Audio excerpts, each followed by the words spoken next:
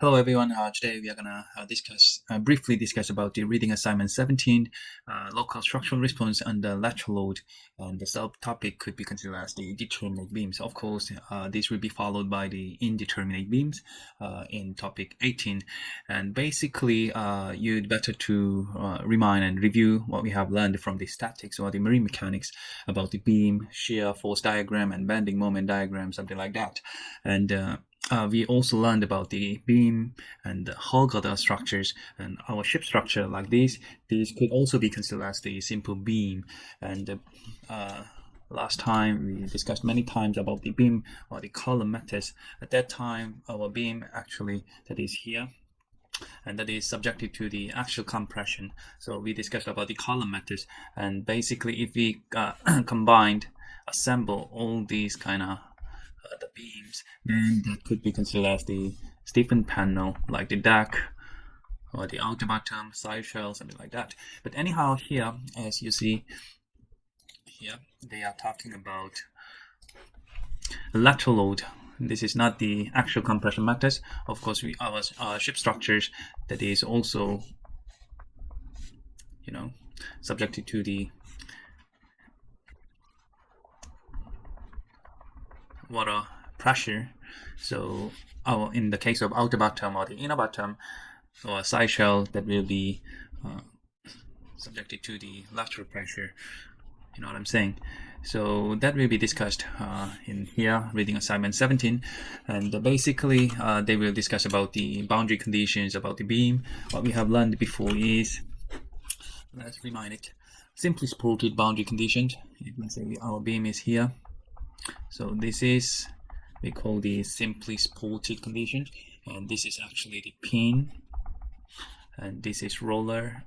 So if we think about the reactions, so in that case we have different, like this is point A and B, so we have AY and of course AY here, and in the case of roller we have only one BY. Right. In the case of fixed conditions, like cantilever, in this case we have force Y, force X, as well as the moment component. Of course, we also have the internal hinge, right? So we should be able to express like this way mathematically, and we should understand the mathematical expression of the boundary condition as well. So in the case of a simply supported condition, let's say that like deflection, we learn it, and how about slope, and apply the moment. And we could compare with the simply supported boundary condition here and fixed condition, for example. Here.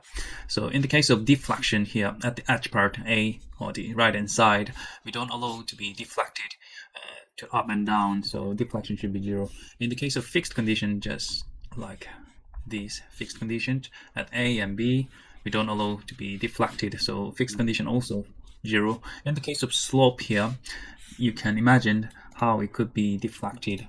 So deflection shape will be like these, and in the case of fixed condition, edge condition, we don't allow to be rotated, so it will be like this.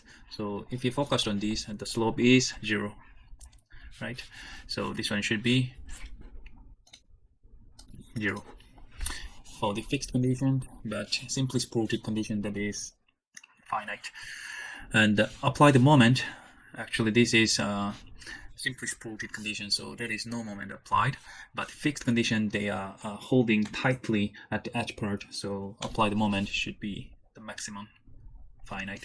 So if you remember, you don't need to remember this, but you can draw these simply supported and the fixed conditions so that you can think automatically like this table. So this will be helpful for you to solve all kind of engineering problems.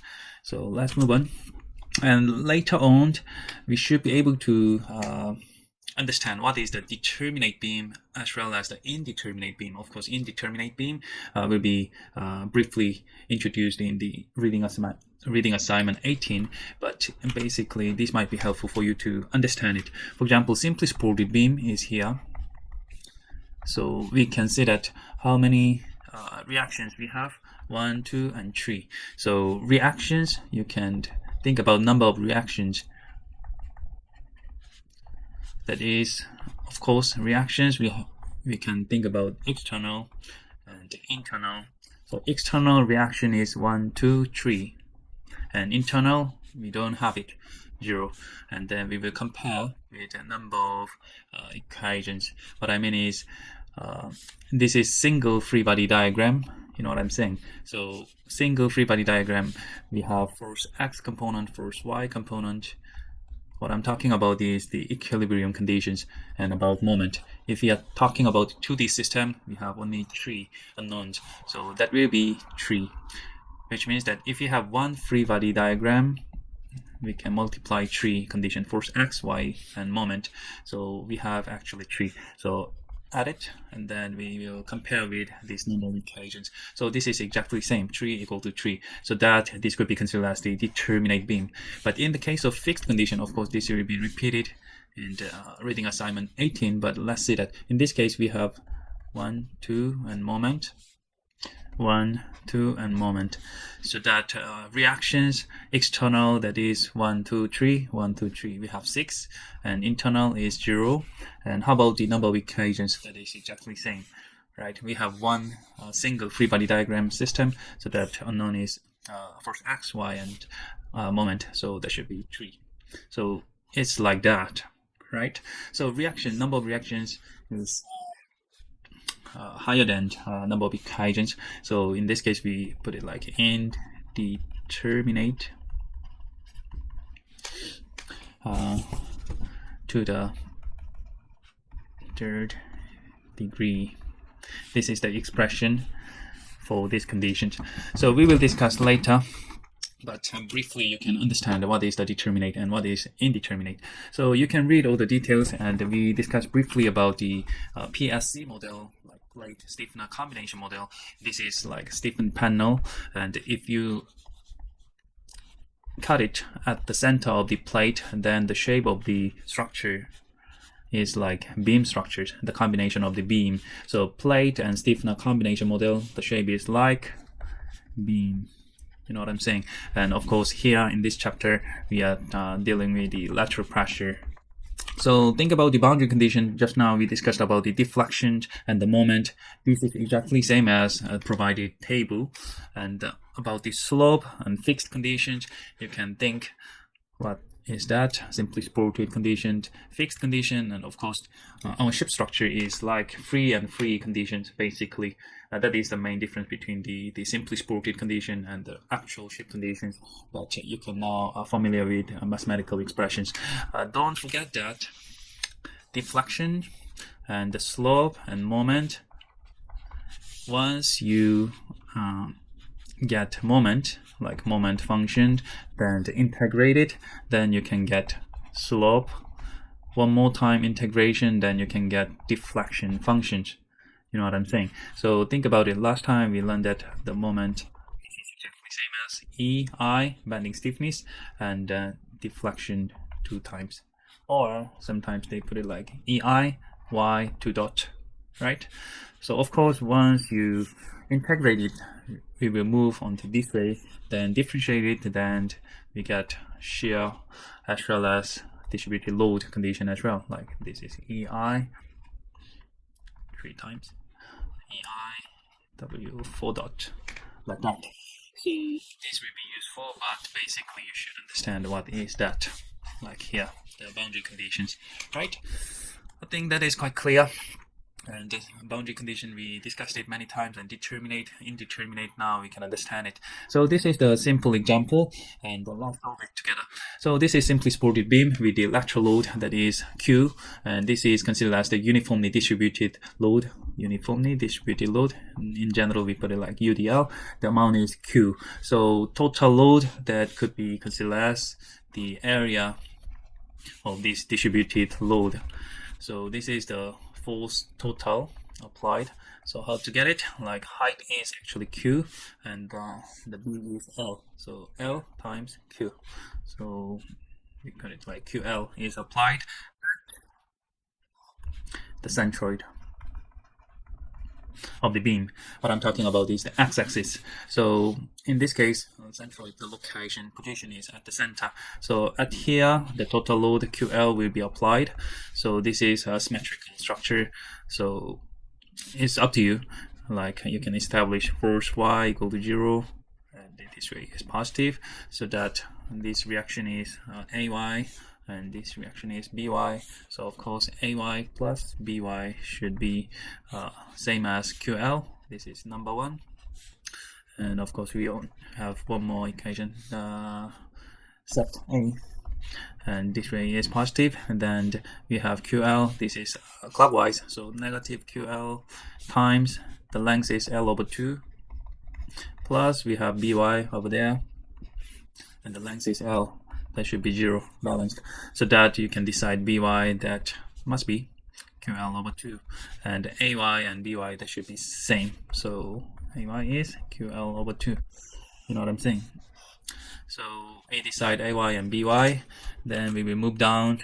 You can have a look at all the details here. Support, the reactions we determine it, and step 2 is the bending moment distribution. So there is 2 different ways. First one, they are talking about the section method. At the same time, you can think about the graphical method as well. So if you adopt graphical method, then just now, if let's say shear force or Vx, this is shear force diagram, and at the same time you can think about bending moment diagram. This should be mx moment. Then apply the reaction. This value was QL over 2, so we will start from the QL over 2, and at the end our beam, remember this was QL over 2, QL over 2. So at the end, at L, this should be negative QL over 2. So connect it, and this will be the shear force diagram. Once you integrate this area, then that will be the moment, bending moment diagram. So this area, can you calculate area? That is 1 over 2. The length is, this is L over 2, half length, and the height is QL over 2, so that this will be 8 and QL square. This should be the value of the maximum bending moment at the center. So this value should be QL square over 8, and the shape will be like that, right? So if you are confused on the how to plot the bending moment diagram, then look at this. The amount of the shear force that is much bigger than here at the center. Our slope here, this slope is exactly the same as this value, so it was big value, and then later on at the center it is nearly 0, means that here the slope is nearly 0. So like this way it will be changed, and here as well it will be decreasing like that. So you can connect it. So this is the way to plot shear force diagram and bending moment diagram.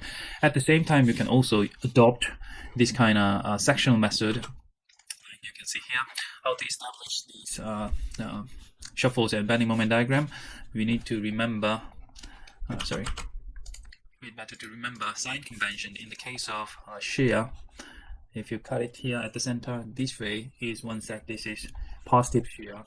And in the case of bending moment, no worries, you can set like this is the reaction at the center. So if the total beam shape is changing like this, then it will be smiling, which means that this is the positive moment, right? So just simply think about it. This is the second bending moment applied, then it will be happy, smiling. Opposite case, hogging, that is negative moment. At the same time, in the case of shear, if you see here, this way of the shear is considered as the negative shear. But anyhow, we cut the section in certain point, certain position, so that you can get this kind of free body diagram. And reaction at A, that was QL over 2, and unknown is V and moment. So firstly, force Y equal to 0, so that we have this way is positive. So QL over 2.